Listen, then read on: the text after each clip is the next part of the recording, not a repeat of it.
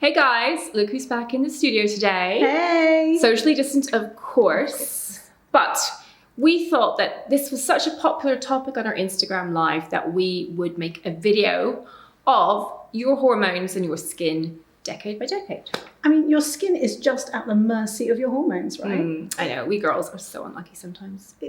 And at every decade, like you say, there can be changes which actually significant impact on the skin and determine what's going on. Yeah.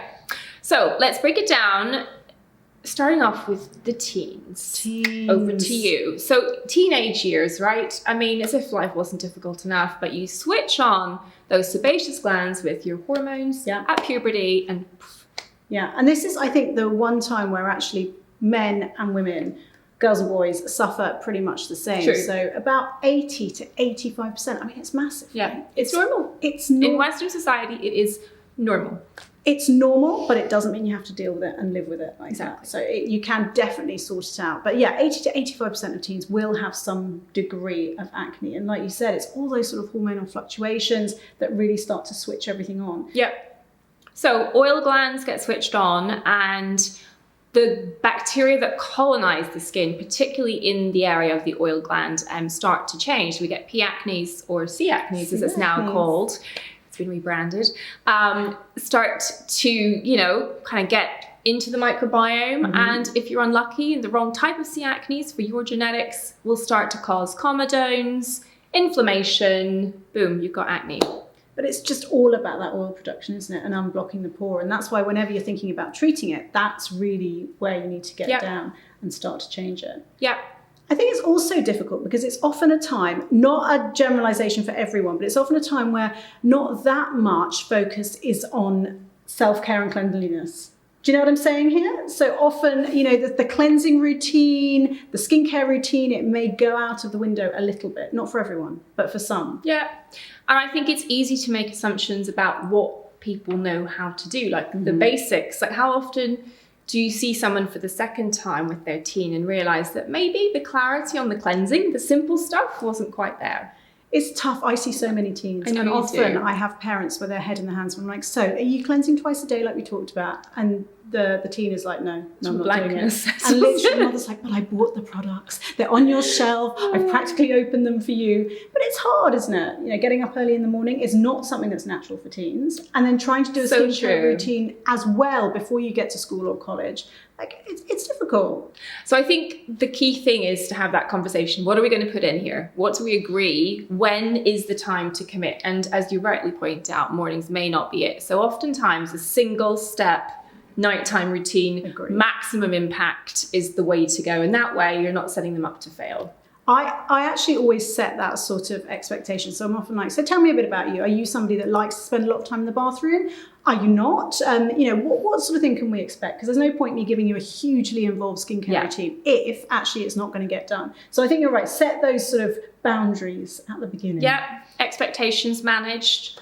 And then gentle but consistent sort of checking in. I mean, I think the Epiduo app that allows you to set a reminder to do your routine and maybe even allows you to track your skin with selfies so you can see the progress you're making, which of course then encourages the compliance. Yeah. And I think making things simple so that we don't start to talk about like leaving, long periods of time between steps and all of those sorts of like multiple different products. I just strip it all out. I tend to go for a cleanse, an active product and a moisturizer. And if I can get that on once a day, we're winning. Nice. Sunscreen in summer, boom, done. Yeah. So that's teens sorted. But then into the 20s, I think a lot of men have it a bit easier. And then we start to come into hormonal contraception, which I think can cause all sorts of issues with the skin. I see loads of people in clinic who have suffered with maybe a progesterone-only pill, an implant, a Mirena coil, all of those sorts of things which can actually flare the skin up. And they've had problems which have been triggered by that. Exactly.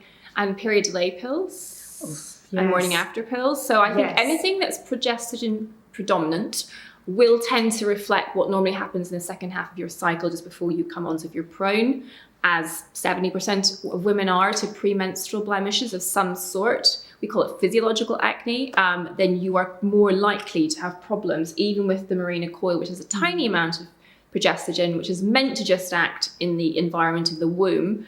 but enough seems to get into the bloodstream into susceptible individuals for it to play havoc with the skin in some instances, right?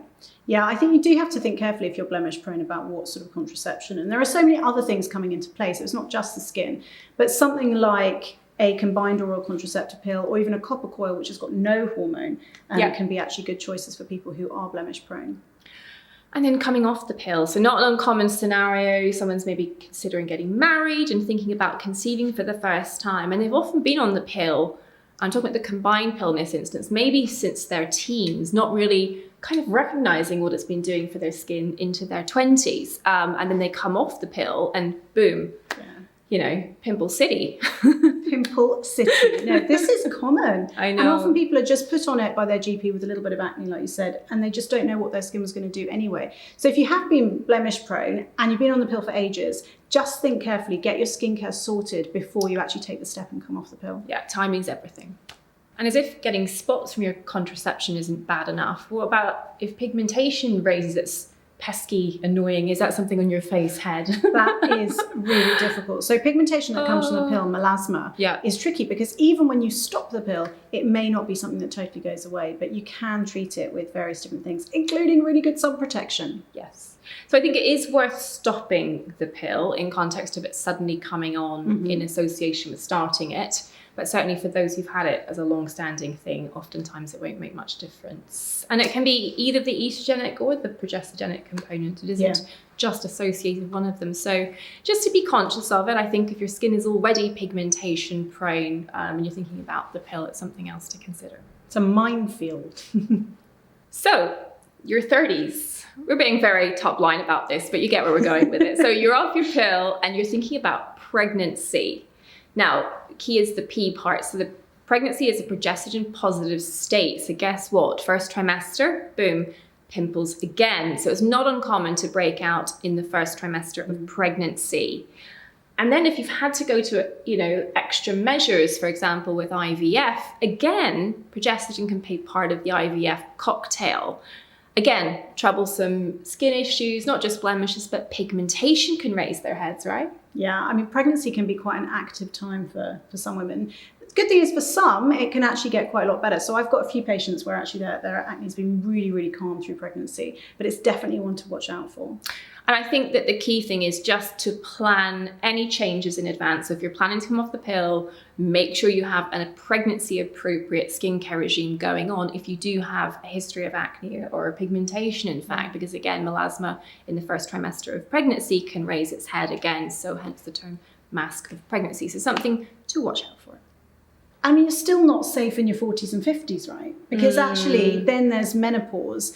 And as you go into menopause, your estrogen levels drop. And so relatively, your androgens and your progesterones have more of an impact on your skin and can really trigger off. So guess what? More acne. I mean.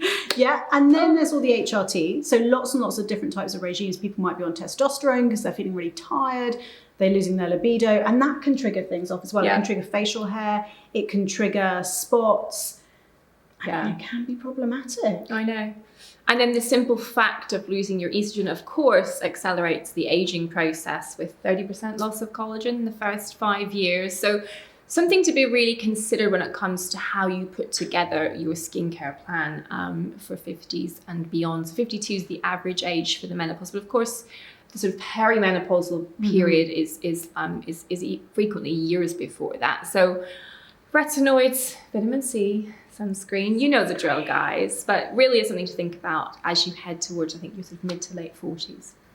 And after that, hopefully, there may be a little bit more stability, but I mean, who knows? Do you remember that scene in Fleabag with Kristen Scott Thomas and Phoebe Waller-Bridge, where she just says, menopause is a blessing because no more, hormonal related stuff. Wow. Well, let's hope. You can adjust it according to your symptoms, get the hormones from outside, and hopefully everything's going to be a bit more stable. Well, to be forewarned is to be forearmed, and there are definitely ways to use your skincare to kind of preempt these problems and kind of obstacles that come from, the female existence.